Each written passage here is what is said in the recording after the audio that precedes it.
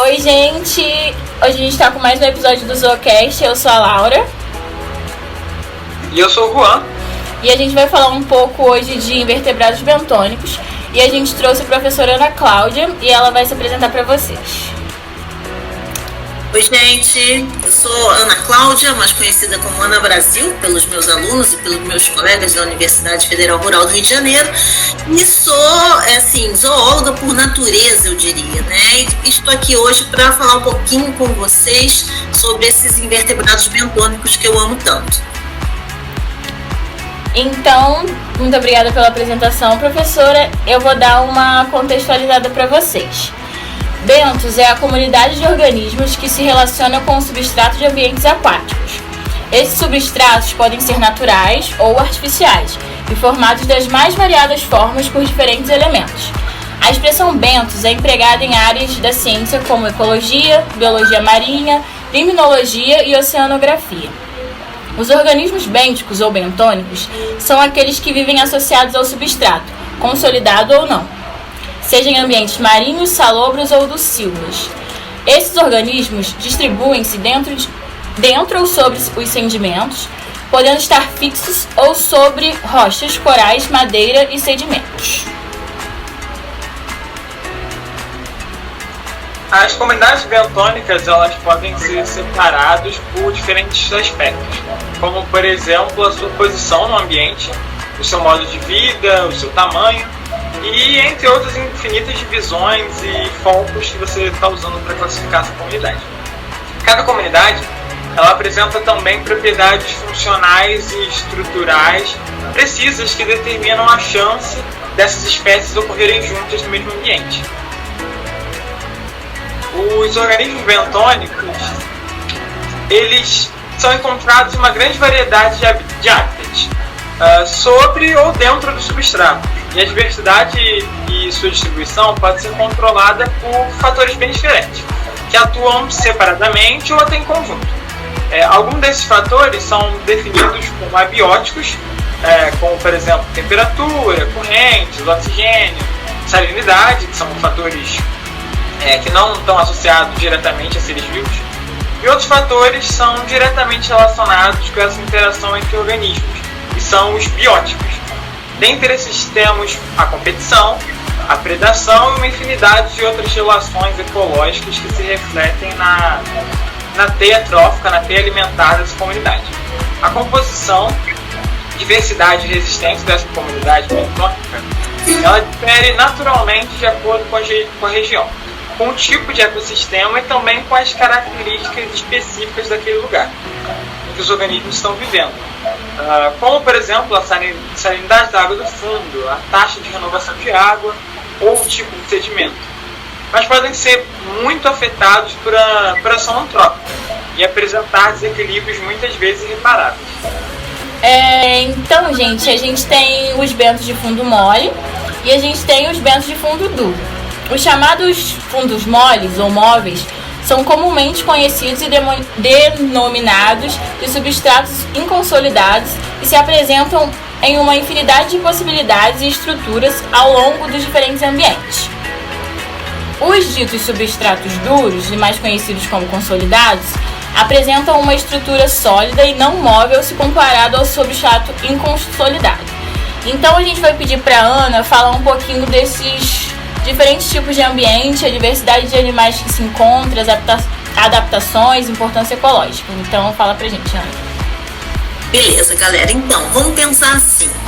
Vocês viram quem são os bentos, né? Então, a gente imagina que eu tô chegando numa praia, né? Eu tô chegando numa praia e eu sou uma pessoa curiosa e eu quero olhar além daquele mar, daquele sol, né? Daquela coisa gostosa que a praia tem. Aí eu vou e chego próximo, por exemplo, do sedimento. Quando eu entro na própria água, né, o que tem debaixo dos meus pés? Sedimento, areia.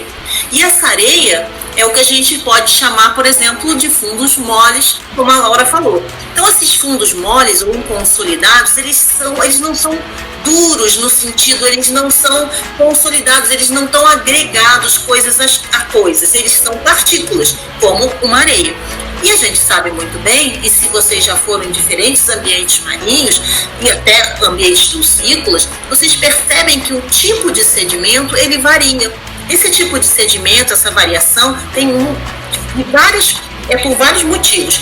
Mas uma delas tem relação direta com o quê? Com o tamanho do grão. Então, se você está numa área, por exemplo, como uma praia da Barra da Tijuca, que tem um certo hidrodinamismo, você vai perceber que aqueles sedimentos, eles são sedimentos mais grosseiros. Você vê que o grão é maior, porque ali aquele tipo de batimento, hidrodinamismo, não permite que sedimentos muito leves, muito pequenininhos e finos consigam assentar no ambiente. Então, o que assenta? Sedimento mais pesado.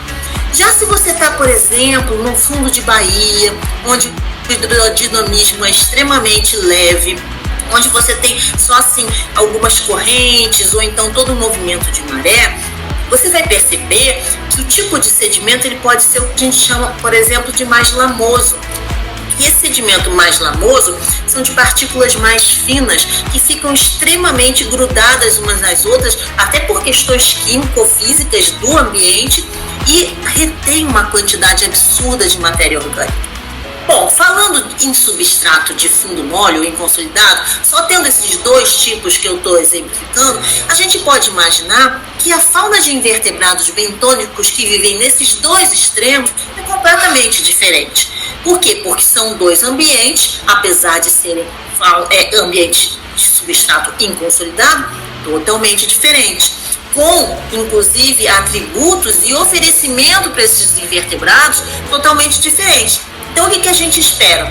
Que num ambiente, por exemplo, de muita matéria orgânica e com uma quantidade grande de pequenas partículas que conseguem sedimentar, alguns filtradores vão ter uma dificuldade maior de alimentação, porque toda a estratégia de filtrar, de alimentação por filtragem pode ficar entupida por esses pequenos partículas de sedimento, que não são partículas alimentícias. Já em ambientes que você tem um alto hidrodinamismo, que essas partículas não sedimentam, você pode encontrar organismos filtradores. E esses organismos e esse hidrodinamismo não afeta só o inconsolidado, mas também o substrato que a gente está chamando aqui de substrato duro, que seria o substrato rígido, consistente, consolidado, ou seja, rochas, entre outras coisas, como dito anteriormente. Então, todas essas características desses ambientes, sejam eles substratos inconsolidados ou substratos consolidados, vão refletir na fauna dos invertebrados bentônicos que a gente vai encontrar ali. E refletir em modo de vida, se eles têm que estar fixos ou não, se eles precisam estar fixos ou não. Então, às vezes a gente tem um pensamento assim errado, a gente não vai encontrar nenhuma forma de invertebrado bentônico fixo em substrato inconsolidado, porque ele vai se fixar onde, se é sedimento? Mas tem vários substratos inconsolidados que fazem agregados de sedimentos que podem até possibilitar uma fauna fixa. Ou seja, essa diversidade, as adaptações e as importâncias ecológicas, elas vão se diferenciar ao longo desses ambientes, e não só de um macroambiente, como a gente pode pensar assim, essa dicotomia de fundo mole e de fundo duro, mas também dos microambientes que a gente vai ter ali. Cada ecossistema desse é capaz de uma construção em várias escalas. Uma escala mais micro, onde você tem interações com determinados organismos, muitas vezes menores até, e uma escala mais macro, de organismos que você pode ver interagindo mais tranquilamente, por exemplo, num costão rochoso. Então, voltando para o nosso esquema aqui da praia. Fui para a praia, entrei no sedimento, já vi que pode ter diferenças de sedimentos, e isso tem a ver com o que o sedimento vai guardar nele e com o tamanho do grão dele, e claro, isso vai refletir não só na diversidade, mas no tipo de organismos que a gente vai encontrar nesse ambiente. Mas na mesma praia, eu posso olhar para o lado e ver um costão rochoso, que pode ser um afloramento de rochas, que estão ali, ou pode ser também uma estrutura artificial colocada, por exemplo, pelo homem, um cais, um porto, algumas boias, seja lá o que for. Nesse ambiente, se a gente chegar perto, nós também vamos verificar essa coisa da escala macro, que vai estar relacionada com uma série de tipos de invertebrados marinhos, e da escala micro. E nesse ambiente a gente vai perceber que alguns organismos podem ser inclusive estruturadores, formando como se fossem estruturas em cima das rochas e possibilitando ali a outra comunidade também de macroinvertebrados bentônicos estarem atuando, não só fixos, mas transitando. Então a gente vai ter tanto organismos fixos quanto organismos vágeis nesses todos os ambientes que a gente está falando aqui. E as escalas de observação, elas vão fazer uma grande diferença. Quando você chega no costão, a primeira coisa que você consegue ver de repente é um ouriço, é uma estrela do mar, coral, são as algas, né? Porque aí as algas também estão ali no ambiente, apesar de não serem animais, a gente tem que olhar, tem que ver, e toda essa interação faz parte daquele ecossistema. E você tem coisas que você pode olhar, como eu falei, em microecossistemas, por exemplo, existe toda uma fauna chamada de fauna fital que vive ao redor de algas, interagem nas algas. Elas podem ser fixas, ou seja, macroinvertebrados bentônicos extremamente pequenos que podem se fixar em algas. Elas podem ser vágeis, ou seja, vivem ali na alga, estão se alimentando de coisas que estão na alga, da própria alga, de sedimento que é retido na alga. E olha que interessante, nós estamos falando de dois ambientes diferentes, né? Substrato duro, substrato inconsolidado, e muitas algas retêm sedimento na sua parte basal. E nesse sedimento você pode ter encontrando também ali uma quantidade de macroinvertebrados bentônicos que você encontraria normalmente no substrato inconsolidado.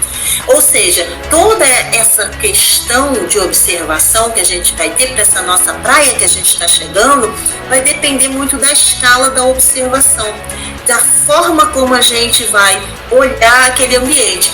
Um microambiente dentro de um costão rochoso, por exemplo, uma fauna que vive associada a uma alga, ou então um macroambiente quando a gente vê ao longo do costão aquelas espécies césseas, por exemplo, que se distribuem de forma muito misturada, já porque costão tem uma grande competição por espaço. Então, é um ambiente onde a gente vê que a competição por espaço é grande e a gente pode ter o que a gente chama também de epibiose. Vocês já devem ter comido algum mexilhão ou visto pelo menos alguma vez. E se vocês perceberem, em cima da concha de um mexilhão, você tem um mundo de macroinvertebrados bentônicos. Você encontra poliquetas, você vai encontrar cracas, você encontra algas também presas, ou seja, um mundo de outros organismos que utilizam a concha do mexilhão, que é um molusco bivalve, para se prender, para viver naquele ambiente. Então, o banco de mexilhão por si só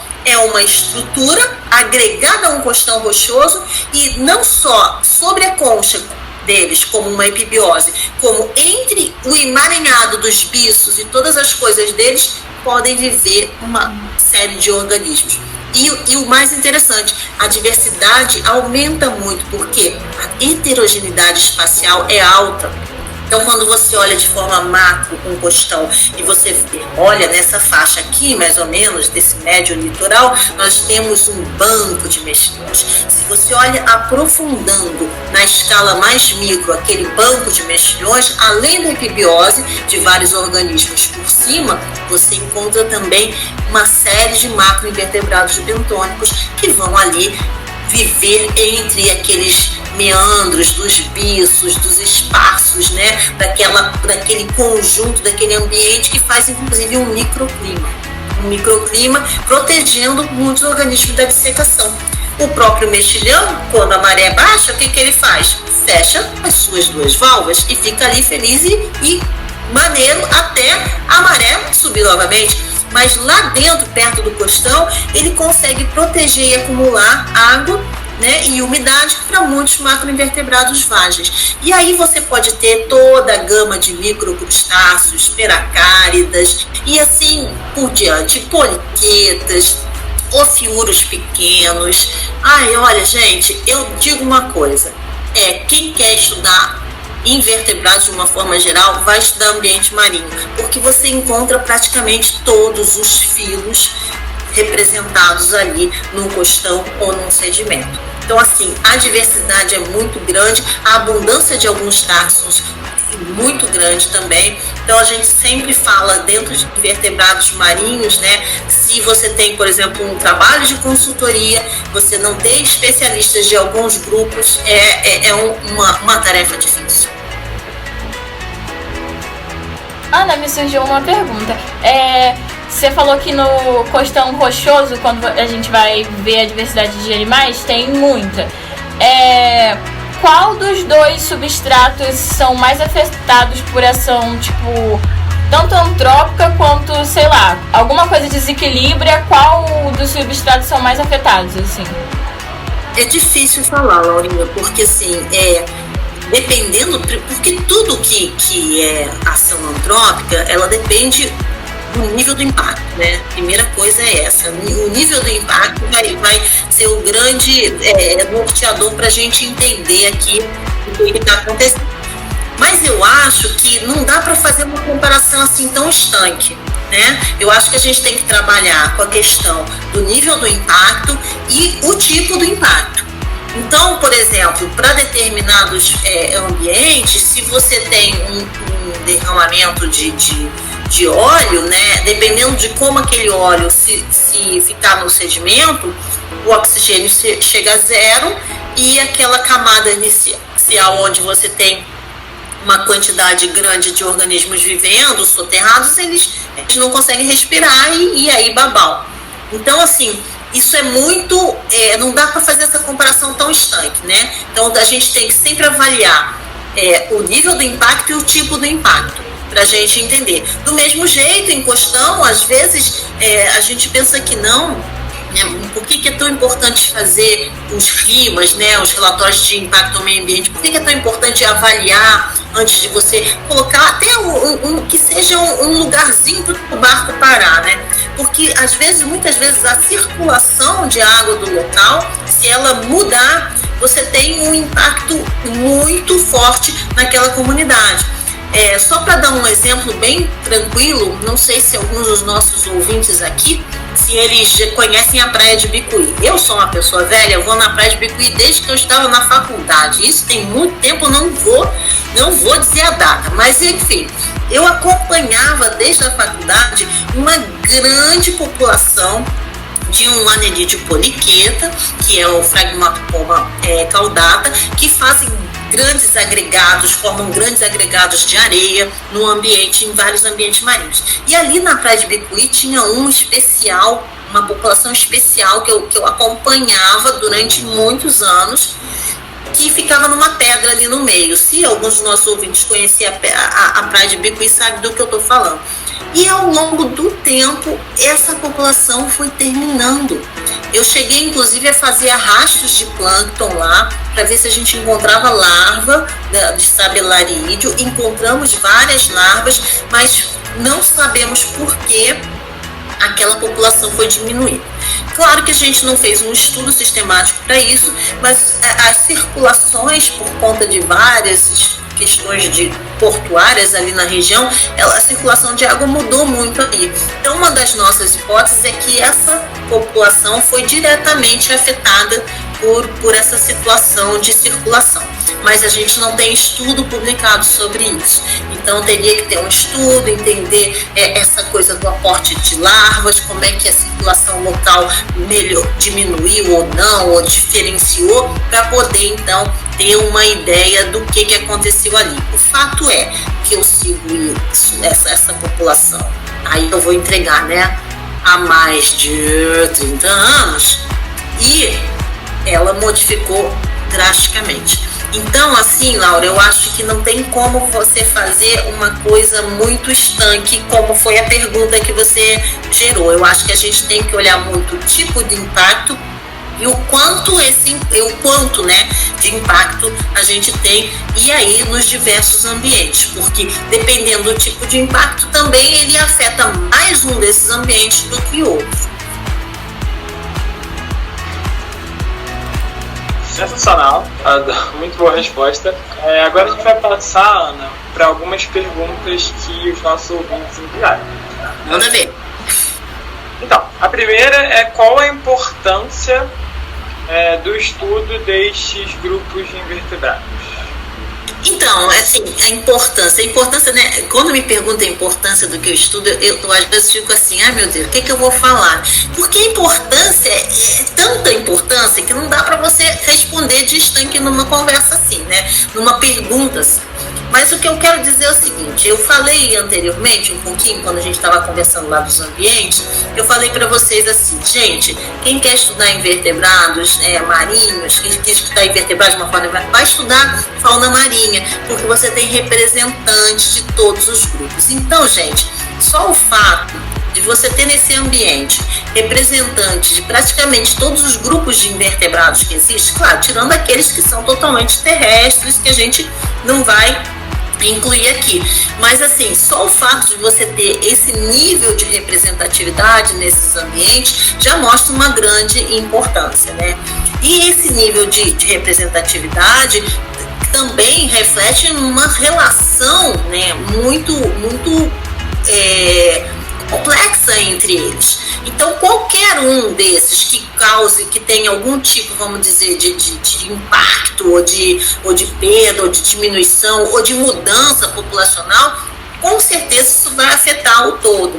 E aí também entrando naquela questão que a gente já falou, da questão da escala, dependendo do nível da microescala que a gente está olhando, né, alguma mudança, alguma estratégia, alguma mudança na dominância, na diversidade dos grupos pode afetar aquele microambiente também. Então, assim, a importância não tem uma importância, né, tem uma questão de uma interatividade, eu diria, né, geral. A gente está no mundo da interatividade, então vou usar a palavra, numa interconexão para a construção de um todo, para a construção daquele ecossistema, aqueles ecossistemas como um todo. Então, acho que assim, não tem uma pergunta, uma resposta direta para uma pergunta dessas, né?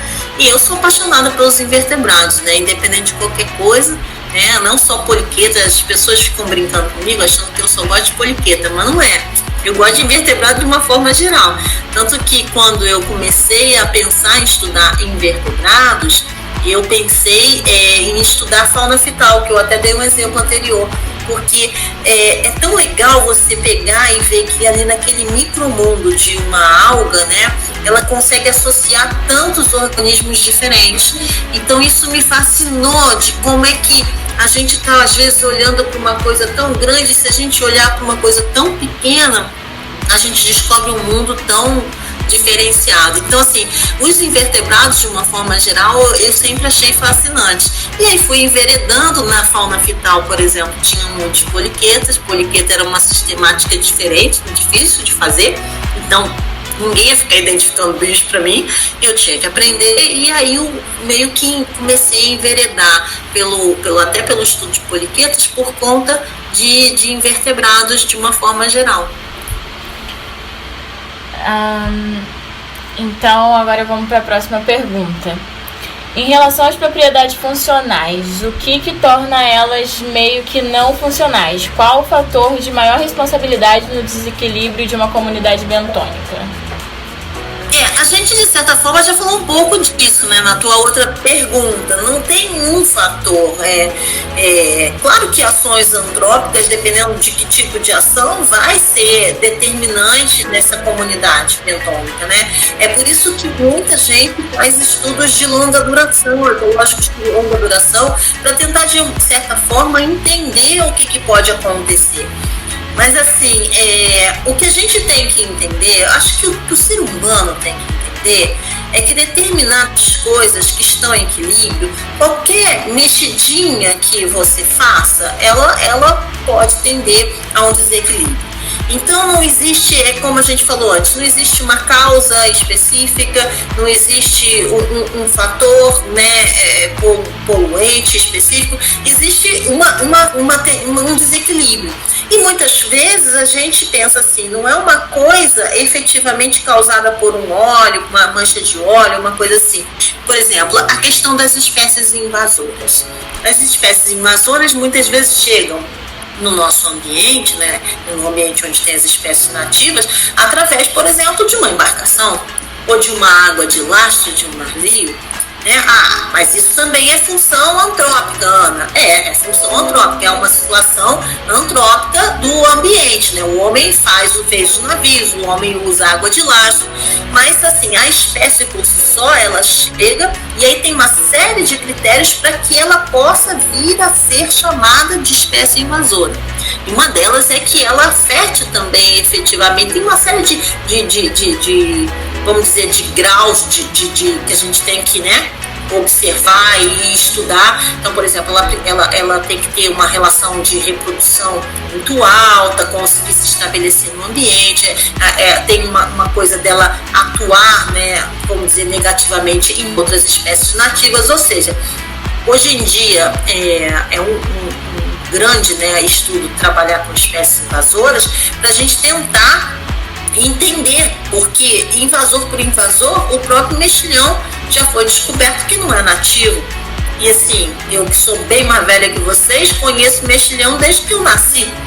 Então, assim, se a gente pensar nesse sentido, tem muita coisa que hoje em dia a gente entende como sendo uma coisa corriqueira da nossa costa, por exemplo, em termos de invertebrados marinhos, e eles foram considerados como invasores, assim, não são o que a gente entenderia de uma espécie nativa. Mas em que nível, né? Em que nível? Outro exemplo interessante são dos bivalves também, outro exemplo dentro de bivalves, viu? Não estou nem dando exemplo de poliqueto, que são os teredinídeos. Teredinídeos são bivalves, moluscos bivalves, que perfuram, e alguns deles inclusive se alimentam de madeira, têm associações com algumas bactérias que conseguem digerir celulose e eles se alimentam de madeira. E esses caras, eles provavelmente foram transitando entre oceanos na época das grandes navegações. Então, se vocês pararem para pensar, né, imagina quanto tempo nós temos, de repente, espécies de teredinídeos que vieram agregadas aos cascos das grandes, né, dos grandes navios para cá e para lá e vice-versa, né, por conta de estarem ali, né, dentro da madeira e de serem transportados. Inclusive tem relatos de livros de história que muitas vezes depois dessas grandes navegações, quando o navio, né, a nau chegava naquele ambiente, né, de seu destino, a parte externa das madeiras eram refeitas e trocadas justamente por conta da infestação de invertebrados bentônicos, no caso daí teredinídeos, moluscos bivalves. Então, assim, gente, não tem uma coisa só, né? É um conjunto da obra. Eu tenho, rapidinho, mais uma dúvida antes de ir para a próxima pergunta. Por exemplo, tem uma comunidade bentônica e tem tais táxons nela, tipo, diferentes táxons. Aí, se por algum acaso algum grupo de táxons for retirado de lá e ter um controle e ele não voltar mais lá, causa algum impacto para os outros animais? Ou, tipo, depende? Pode causar. Tem muitos experimentos interessantes que eu adoro e já fiz, alguns deles na época do mestrado, que era assim, a gente, por exemplo, tinha placas de madeira que colocava algumas placas, vamos dizer, isoladas de peixes de predação e outras placas no mesmo lugar, né? Outras placas deixavam elas ser predadas. Assim, a comunidade incrustante bentônica da placa isolada do peixe predador para a placa que tinha acesso ao peixe predador era infinitamente diferente. Você podia mostrar as duas e você dizer que eram placas de lugares totalmente diferentes, de momentos temporais totalmente diferentes, porque existe todo um processo de sucessão ecológica, né, que a gente pode ver ao longo não só do ambiente marinho, né, mas de vários ambientes. Dá para se estudar, inclusive, sucessão de comunidades incrustantes utilizando essas placas, e era completamente diferente. Nas placas isoladas da predação, a gente tinha assídias mais ou menos, cheguei a medir com quase 20 centímetros de comprimento de altura. Quando essa mesma assídia, essa mesma espécie, Ciona intestinalis, se é que hoje em dia ainda é Ciona intestinalis, eu não estou muito por dentro da sistemática de acidiácea, meu amigo Skinner da UERJ que trabalha com isso, as outras placas no mesmo lugar, no mesmo tempo, elas não apareciam. Enquanto eu tinha uma quase 100% de cobertura numa placa de 20 por 20, numa dessas, né, caixas que eram isoladas de predação. E na outra, na mesma placa de 20 por 20, no mesmo tempo, colocada no mesmo tempo, tirada no mesmo tempo, não tinha nenhuma.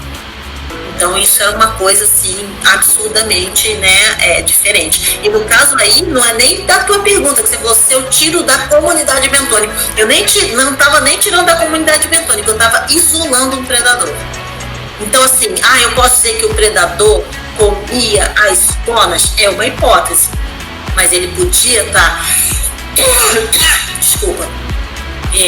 alimentando de outra coisa que fosse ou não um impeditivo para a ciona. Entendeu? Outra pergunta de um ouvinte é se existe alguma relação entre branqueamento de corais e comunidade bentônica, se elas são diretamente afetadas pelo branqueamento. Então, o branqueamento, né, bom, primeiro assim, os corais fazem parte da comunidade bentônica, né, então isso é uma coisa que a gente tem que dizer.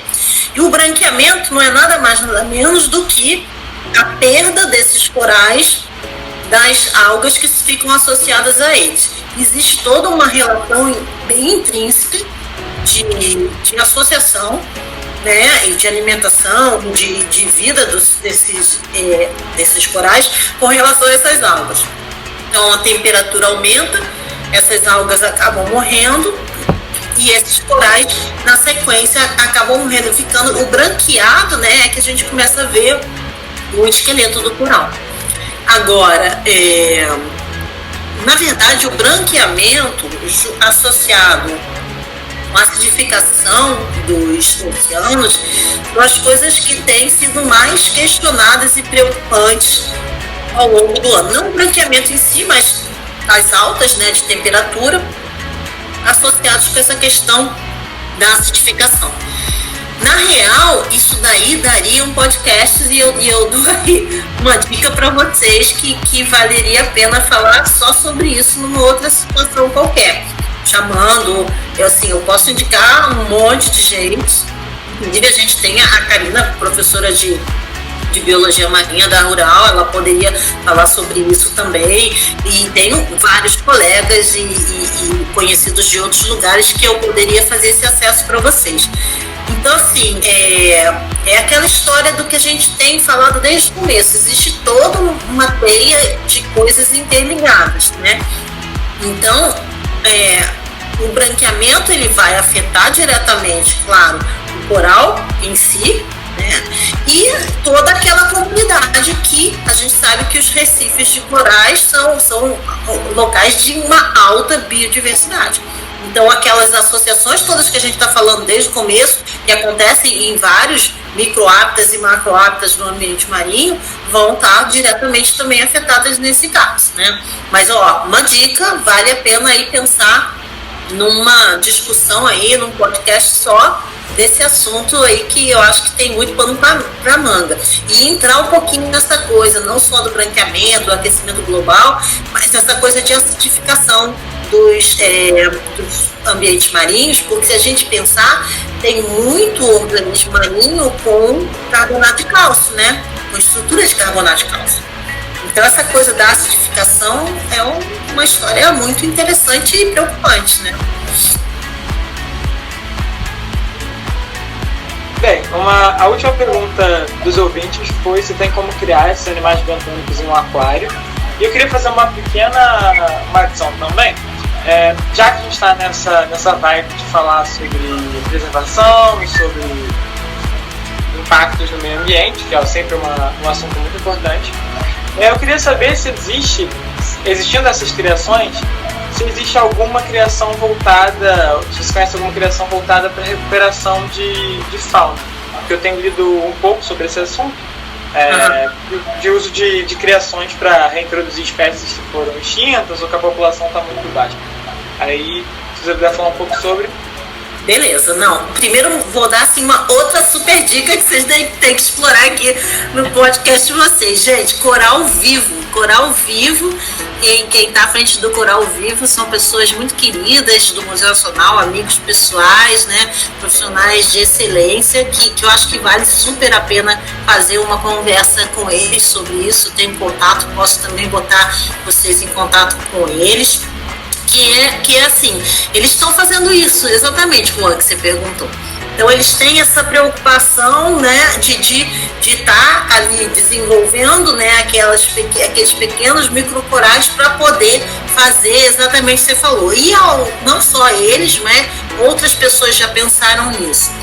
E eu acho que é uma estratégia muito importante. Não é simples, não é fácil, mas é importante. Então a gente tem que pensar, eu acho assim, né, pensando no que você falou também da questão de preservação, a gente tem que ter esse olhar, esse foco assim pro futuro nesse sentido, porque eu acho que as questões que desequilibram e que têm desestruturado os ambientes, e aí não só o ambiente marinho, né, mas todos os ambientes, elas são mais rápidas do que as ações e do que as atividades para a gente fazer com que isso retorne ao normal ou a um novo normal, né, que virou agora moda falar o novo normal por causa infelizmente, do Covid. Então a gente tem que pensar em estratégias assim, sim, e é por isso que eu tenho tanto carinho por esse projeto desenvolvido por esses meus colegas já por muitos anos, né, e passa, né, é sempre um trabalho que precisa de financiamento, e aí às vezes a coisa fica mais complicada, mas eles não deixam de tocar o projeto. Então, isso que você perguntou, com certeza é importantíssimo, é uma onda que tem que ser mais olhada. E para a pergunta do ouvinte, nossa, é muito legal criar e faço alguns táxons, tá? Ó, tem coisa que não é fácil criar, não. Então, por exemplo, você quer... sou apaixonada por anêmonas do mar, né? A casinha do Nemo. Então, se você gosta da casinha do Nemo, você vai ter que tomar cuidado, porque a amônia no teu aquário fica super alta. Então, você tem que trabalhar com coisas, né, que não, dependendo vamos dizer, do empenho que você vai ter no seu aquário, nos seus aquários, então você vai ter que pensar nessas coisas, né? Agora... Desculpa, tem coisas que dão muito certo, que é, por exemplo, você pegar um aquário e trazer rocha, que a gente chama de rocha viva. São rochas que você encontra na beira da praia. Ali já tem um mundo que você não vê. Você deixa ali. E aí você começa a adaptar com coisas que você acha mais fáceis. Por exemplo, tem vários poliquetas que são extremamente fáceis da gente criar em aquário. Você praticamente não faz nada. Alguns você tem que se preocupar, que é um bicho, por exemplo, carnívoro. Então, se no aquário não vai ter nada efetivamente que ele coma, se você não der comida para ele, vai morrer. Agora, outros bichos, por exemplo, são filtradores. Se você faz uma renovação da tua água com a própria água do mar, ali já tem o que ele precisa. Então, quando você for pensar em criar bichos, né, comunidades bentônicas, invertebrados bentônicos, você tem que ver primeiro qual é o teu objetivo, porque alguns dão mais trabalho do que outros. Eu já tive até holotúria em aquário. Então eu tinha um aquário que eu dividia uma parte onde eu tinha o que a gente chama de rocha viva, né, que são essas rochas que a gente tira do ambiente marinho, que vem com um monte de coisa. E no outro lado eu fiz assim um reservado e botei sedimento. E aí eu criei ali por um bom tempo uma holotúria. É uma holotúria razoavelmente grande, elas não se deslocam muito, eu estava bem ali. Aí sempre quando eu queria olhar, eu tirava, né? Tirava do sedimento, é fácil de achar, porque ela faz quando ela defeca, ela faz como se fosse um cocôzinho de areia, né? Então você acha fácil ali no sedimento.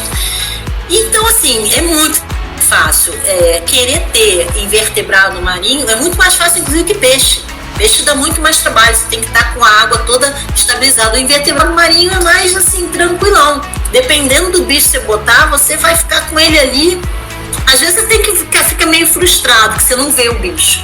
né? Então tinha uns bichos assim que eu, pô, cadê fulano de tal? Pô, será que morreu? Eu não vi morrer, pá. De repente ele aparece, assim, feliz da vida, ele tava ali escondido, intocado, você não sabe nem onde ele tá, o que ele tá comendo, você não precisa se preocupar. Então tem uma coisa assim meio, né, eles são mais independentes nesse sentido. Claro que também morre bicho, aí você tem que tirar, dependendo se você viu morrer um bicho maior, você não tirar logo, aí a água vai ficar afetada, mas coisas assim de cuidados gerais que uma pessoa que trabalha com aquário de uma forma geral vai saber como lidar. Então eu acho assim que eu diria razoavelmente fácil. Claro, quanto maior o teu aquário, melhor a questão de circulação de água e de troca, né? Você tiver paciência para estabilizar o teu aquário primeiro, é mais legal também. E pensa bem que você vai querer colocar. Anêmonas são lindas, né? Mas a amônia vai ficar alta. Então você tem que avaliar nesse sentido o que você quer, qual é o teu objetivo, né? E esse foi o episódio de hoje. A gente quer agradecer muito a participação da Ana, foi ótimo. E ela pode falar as falas finais dela, por favor. Então, gente, eu que tenho que agradecer a minha primeira experiência fazendo algo parecido com isso, nesse sentido, né? E eu achei que vocês estão muito organizados, eu acho que é o tipo de divulgação científica que vale total a pena. A gente tem tentado fazer isso lá no nosso laboratório, a gente tem um Instagram, lapol.ufrrj. Então, a gente tem feito uma série de inserções. No Dia do Biólogo, eu fiz uma entrevista com um grande amigo meu que estudou comigo na época de faculdade, que é o Mário Moscatelli. Eu digo que ele é um biólogo raiz, que é um cara que defende mesmo a natureza, foi ameaçado de morte. Nós fizemos lá, tá lá no nosso Insta.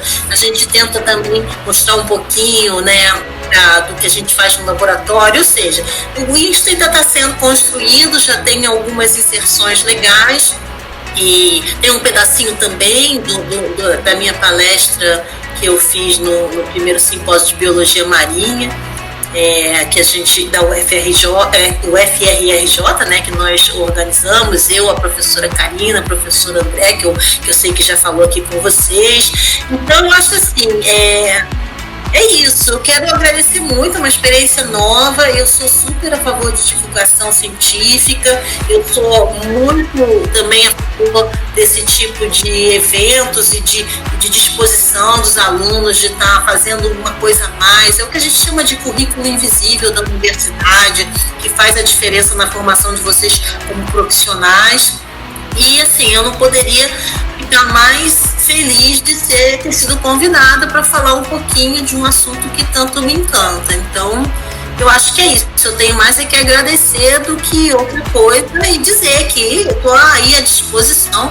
Quem quiser trocar ideias sobre essas coisas, pega a gente lá no Insta, né? Pode também me escrever e-mail. Tem meus acessos na universidade, são fáceis.